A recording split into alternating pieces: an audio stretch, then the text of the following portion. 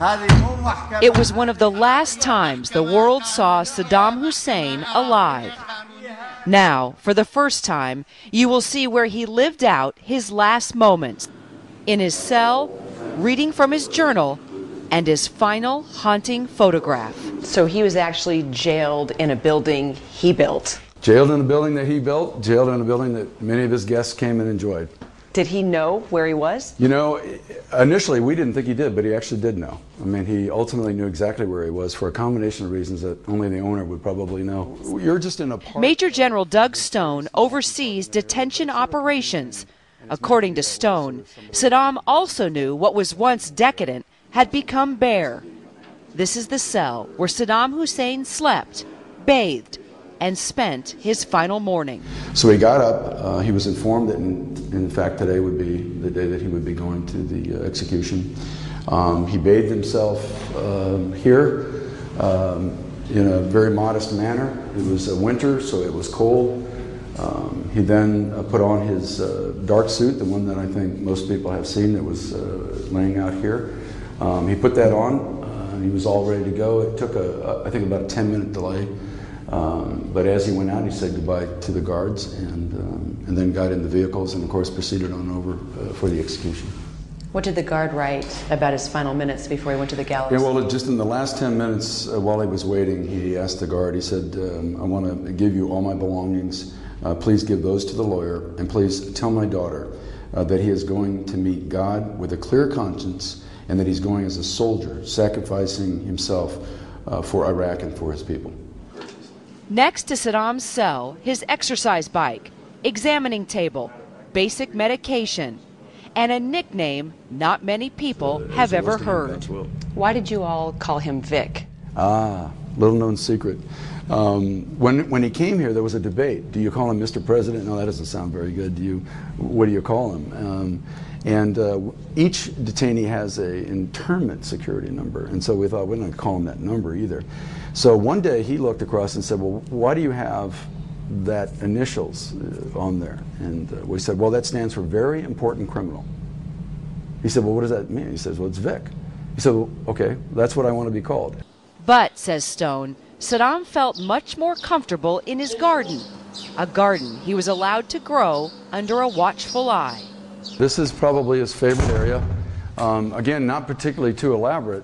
Did you find that odd that he wanted a garden, or did you suggest that? No, he wanted a garden. He wanted to have a little planting over here, and it's sort of somewhat interesting that nothing he ever planted grew very well.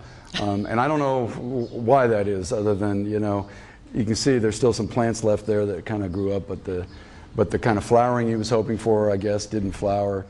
This is kind of interesting. I know this is just a regular lawn chair, but he was a little uncomfortable in his arms, oftentimes trying to write, sort of resting his arms, couldn't rest it up on here. So this got built up and duct taped so that at the right level he could kind of continue to keep writing.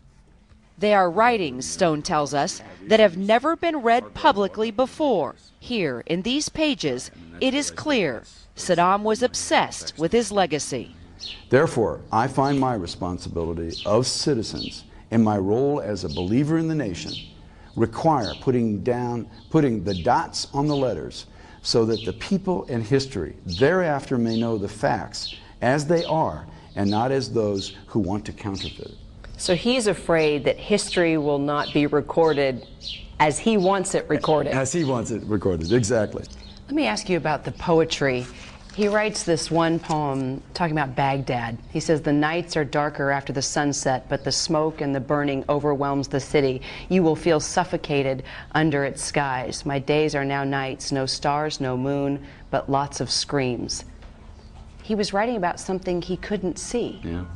Yeah, it's fascinating. Even where we're located now, he would have heard things. He probably could have sensed fumes and that sort of thing. But he was seeing a very different battlefield than what he physically could see or even experience at the moment. What do you think of the fact that he wrote poetry? Saddam Hussein writing poetry. Trust me, I'm not a literary major here, but I think there's a sense in poetry of timelessness about, you know, the sense of things. And I think Saddam Hussein, through all of his writings, was trying to equate himself with timelessness. He was important in history, and he'll be important in the future. And so linking this poetry together, all I can surmise is much like linking the rest of this together in one. He wanted people to remember him in a very poetic, large fashion. The empty chair, an eerie image of Saddam sitting next to us, watching us do exactly what he wanted. In one part of the journal he writes, "Dear nation, get rid of the hatred, take the clothes of hate and throw it into the ocean of hatred. God will save you and you will start a clean life with a clean heart." But this was someone that was so full of hate. Well, he certainly was, at least those were his actions.